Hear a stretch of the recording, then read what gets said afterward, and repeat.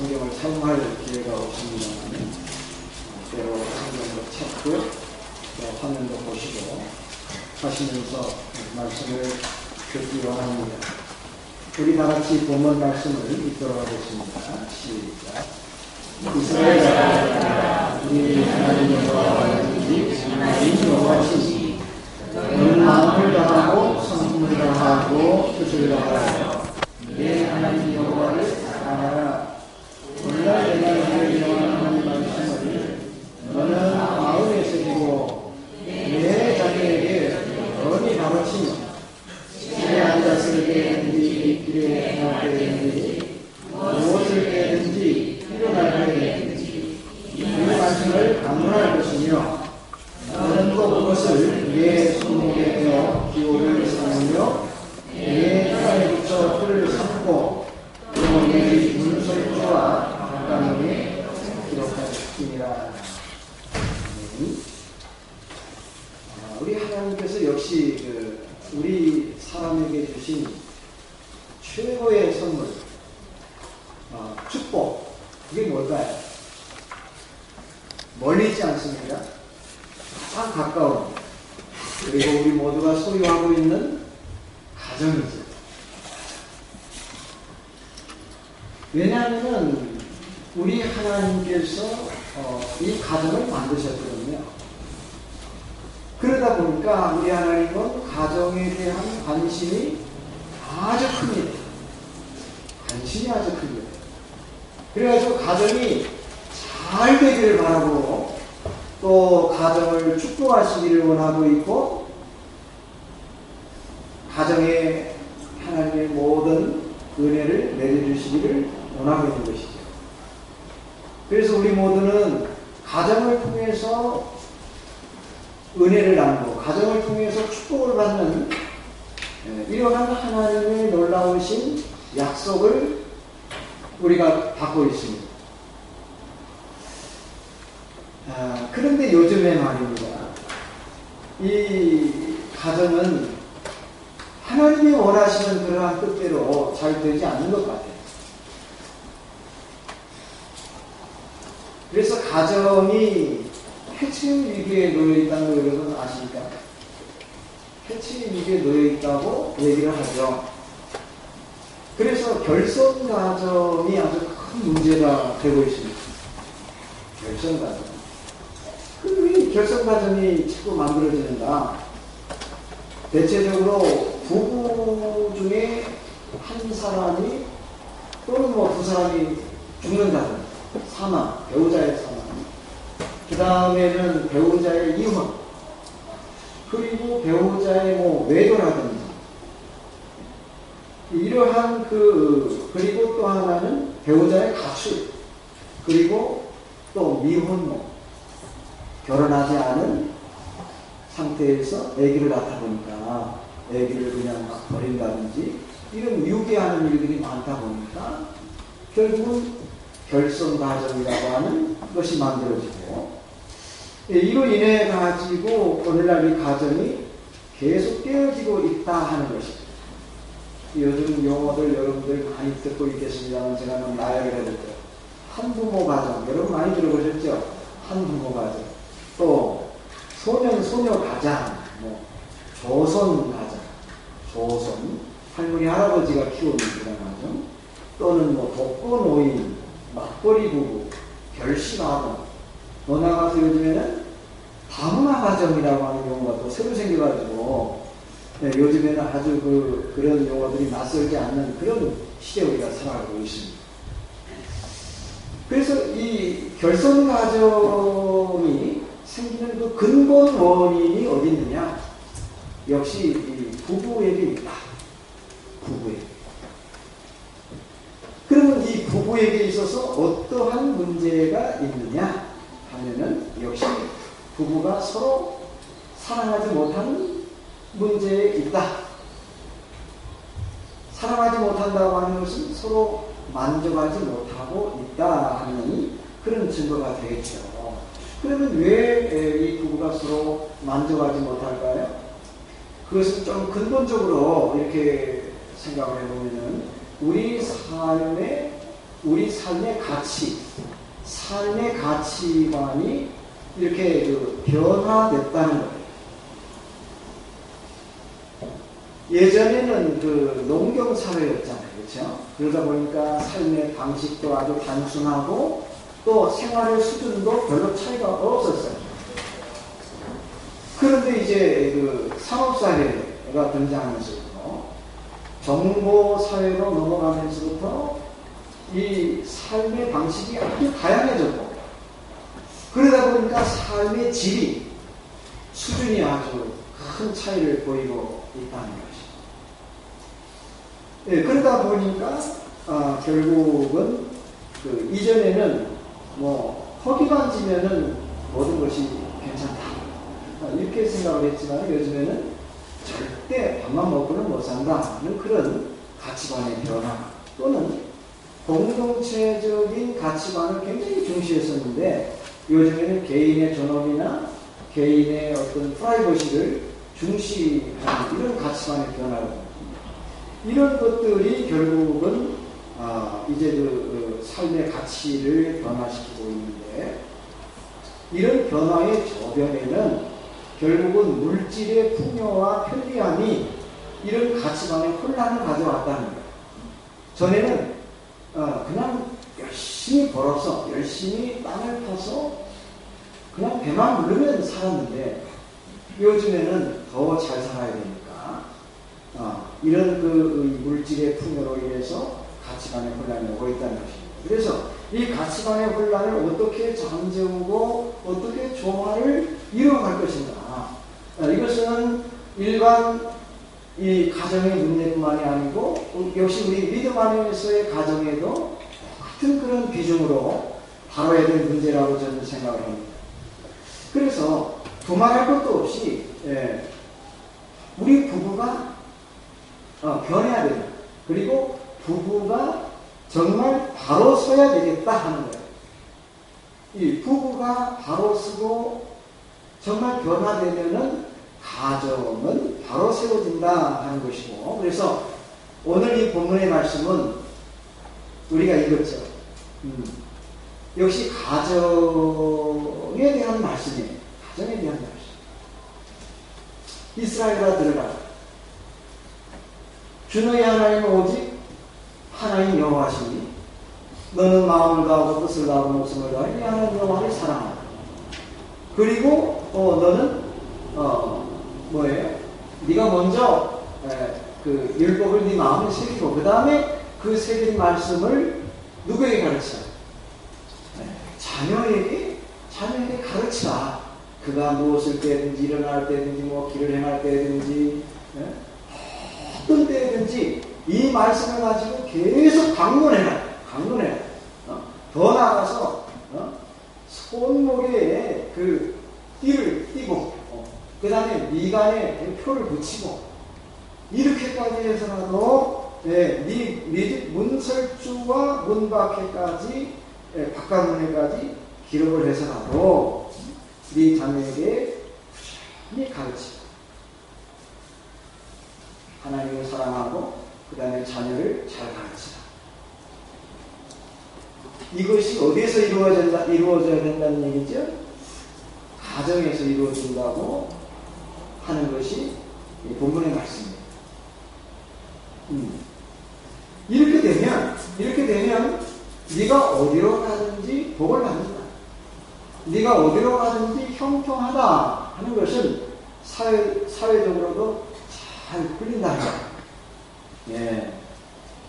잘 풀리고 축복을 받는다 하는 것입니다. 그러므로 우리가 좀 생각해 볼 필요가 있는 것은, 여러분 이 가정생활과 교회생활 또는 가정생활과 사회생활은 결코 분리되어 있어요? 아니면 분리되어 있지 않아요? 분리되어 있지 않다 하는 거죠. 가정에서 내가 이렇게 하면은 네가 어디로 가든지 형통하다. 그런데 여러분, 오늘 우리 그리스도인들이 생각하는 소위 신앙생활이라고 하는 개념이 어떤 걸까요? 이 신앙생활 신앙생활이라고 하는 것은 바로 교회 생활을 잘하는 거다. 이렇게 우리가 인식을 하고 있다. 그래서 신앙생활은 교회 생활을 잘하는 거야. 그리고 가정생활은 가정생활이다. 네, 우리가 이렇게 분리를 나도 모르게 하죠. 그렇죠? 네, 나도 모르게, 우리도 모르게 지금 분리가 되어 있는 그런 상태입니다. 그런데 그렇지 않다 하는 것을 우리가 알 수가 있습니다.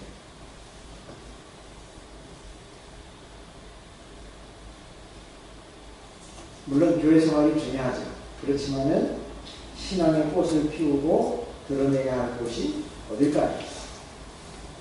교회에서 몽땅 은혜 받고, 교회에서 깨달은다 하나님의 은혜, 하나님의 사랑.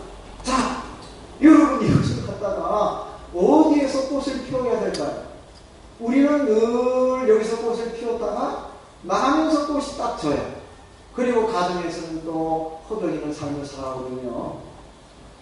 그러니까 교회에서 받은 그 은혜의 꽃은 가정에서 그 꽃이 피워져 나가야 된다 하는 것입니다. 그러므로 교회에서의 신앙이 대단한 것처럼 드러난다고 해도 가정 안에서 신앙으로서 증명되지 않는 한 그 신앙은 문제가 있다. 이렇게 볼 수가 있습니다. 그러므로 우리는 가정에서의 이 신앙의 모습이 쌓여야 되겠어요. 가정에서 기도생활, 가정에서 가정예배, 가정에서 믿음에 관한 이야기, 가정에서 말씀으로 인한 토론, 이러한 것들이 충분히 흘러나오고 난 다음에 이것이 어디로까지 흘러나와야 되냐면 교회 안에까지. 이 가정의 모든 행복이, 할렐루야, 교회에서 만나야 되는 거예요. 교회에서. 근데 모든 불행이 교회에서 만나다 보니까 우리 여러분 교회 오면 어떻게 돼요? 아주 근심스럽죠. 아주 괴롭고, 어려움이 참 많은 것이 보입니다. 그렇죠?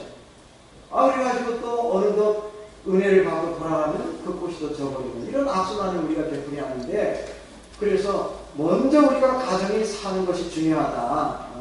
가정이 살 때 교회가 든든하게 세워져 나가는데, 이 가정에서의 신앙의 모습은 두 가지로 볼 수가 있어요. 하나님의 관심은, 첫째는 우리 가정에서 어떤 신자의 모습으로 살아가는가. 그 다음에 두 번째는 그 믿음을 자녀에게 어떻게 전수하고 있는가. 두 가지. 우리 하나님은 이것을 굉장히 관심을 가지고 지켜보고 있다.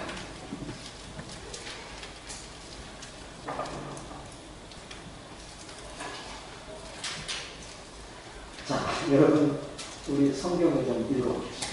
여호수아 24장 11절. 만일 여호와의 성경을 너희를 누가 강 저편에서 성경을 쓰든지 너희를 또한 다른 사람을 쓰든지 너희 선지자를 오늘 택하라. 나와 내 집은 여호와를 섬기게 하라. 제가 무슨 말씀을 드리려고 하는지 여러분 이미 파악하시는 것이, 이 또 본문을 통해서 제가 드리고자 하는 중요한 단어가 어떤 걸까요? 어떤 신들을 택하라는 것입니까? 아니면 나와 내 집이라고 하는 단어일까요? 맞습니다. 나와 내 집은, 다시 말해서 나와 내 가정은, 할렐루야, 나와 내 가정은 하나님을 섬기겠다 하는 거예요. 그런데 여러분 어떻습니까? 여호수아기는요, 나와 내 가정의 이야기라기보다는 이스라엘 민족사에 관한 얘기거든요. 여러분 그렇지 않습니까? 이스라엘 민족이 40년 광야 생활을 끝내고 이제 요단강을 건너기만 하면 약속의 땅을 들어가는 그 순간부터 기록한 것이 여호수아인데, 요단강을 건널 때부터 얼마나 많은 어려움이 있었습니까? 그렇죠? 그래서 어쨌든 요단강을 건넜어. 건너고 나서 가나안의 7 족속들을 전부 물리치기 위해서 수십 번의 전쟁을 싸웠지 않습니까? 전쟁사예요, 여호수아는. 그래가지고 7 족속을 잠재우고 땅을 빼앗고 난 다음에 그 땅을 12지파에게 나눠주는 이런 일을 기록한 것이 여호수아인데, 여호수아서 마지막 장, 그리고 이 여호수아의 마지막 고별 설교, 그 중심의 그 내용이 뭐냐? 바로 나와 내 가정은 여호와를 섬기겠다라고 하는 거예요. 그러니 좀 넓은 이 전쟁사의 이야기와 나와 내 가정이라고 하는 것은 좀 어울리지 않는 그런 말 아닌가요?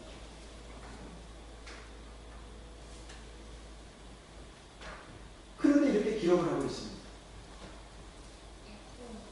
이것은 역사가 어쨌든 어떠한 일이 일어나든 간에 나와 내 가정이 뭐의 중심이라는 거예요? 역사의 중심.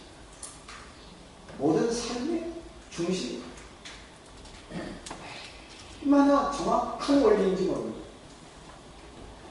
내가 깨지면 가정이 깨지고, 가정이 깨지면 사회가 깨지고, 사회가 깨지면 국가가 분열된다는 것입니다.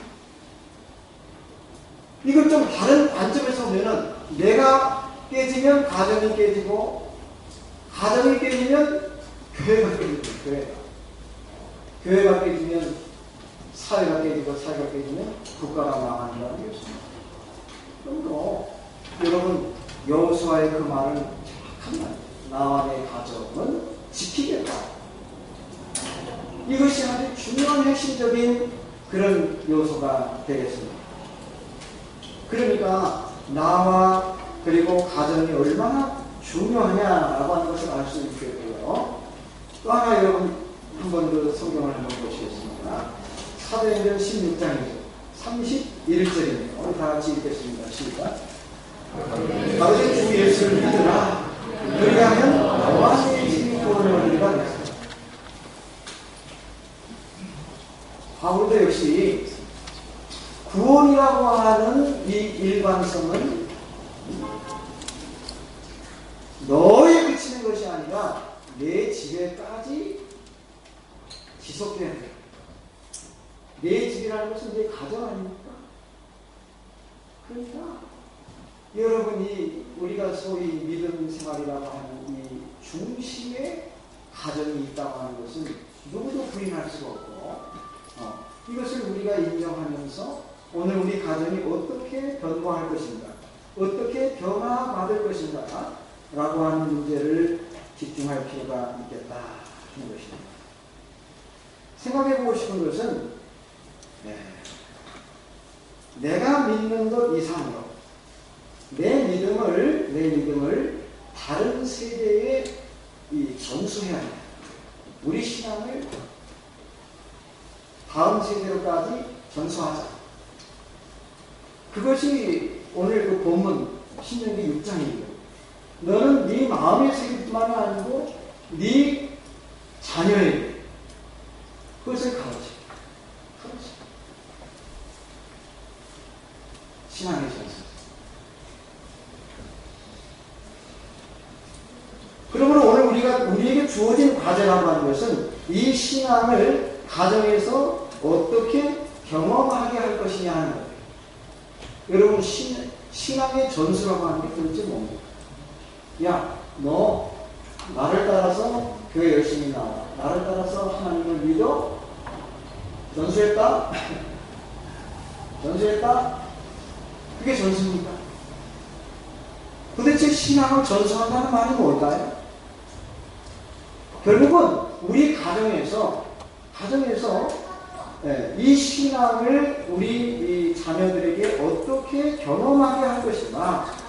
그래서 가정 안에서의 영적인 경험의 문제가 이 전승의 아주 핵심적인 요소라고 볼 수가 있겠습니다. 이 신앙의 영적인 경험이 그들의 신앙을 바꿔줍니다.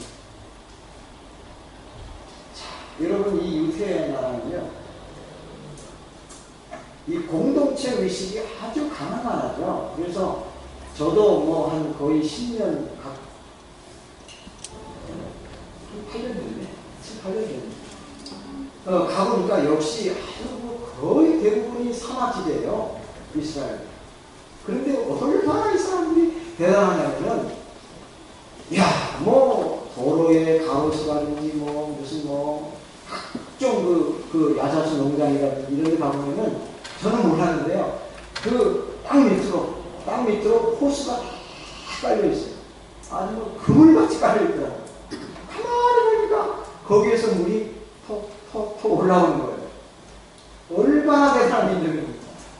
그래서 그들은 그 강한 사막을 옥토로 바꾸지 않습니다. 그 근본이 뭐냐? 공동체 의식인데, 야, 우리가 이래서는 안 되겠다 싶어가지고 키부츠라고 하는 협동농장을 만들어서 그 삶을 개척해 나갔지 않습니까? 그런데 과연 그 키부츠라고 하는 그것이 유태인의 공동체의 근본일까요? 그건 아니죠.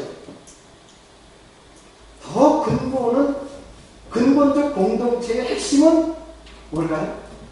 여러분, 가정이에요. 가정을 절대 우리가 중요시하게 여깁시다. 내 가정, 내가 지켜야 되겠다.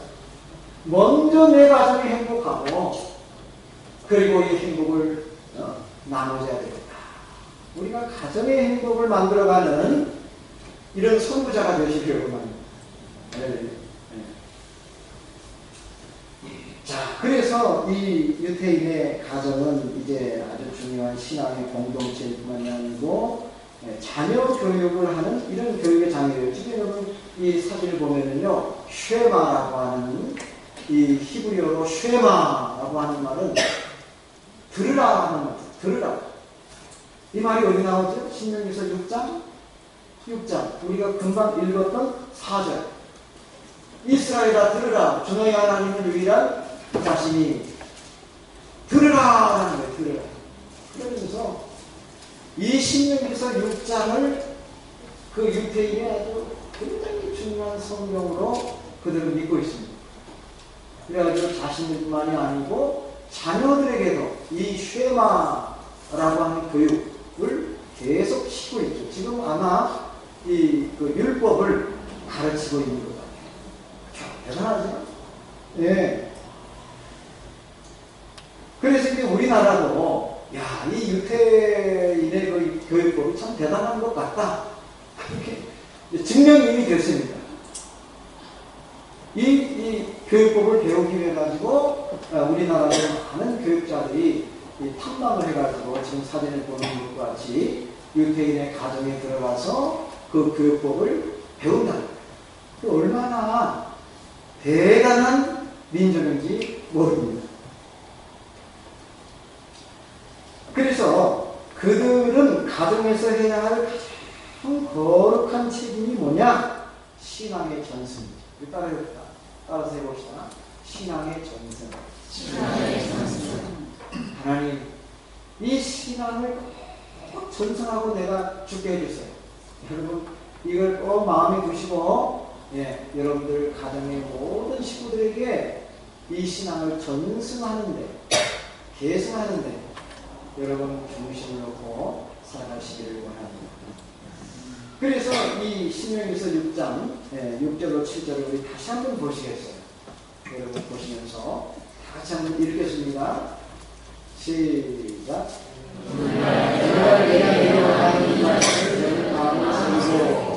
내 자녀에게 주장을 가르치라.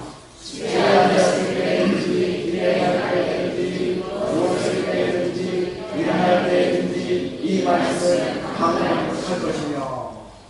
이렇게 말해요. 얼마나 철저한지 모릅니다. 이 그림은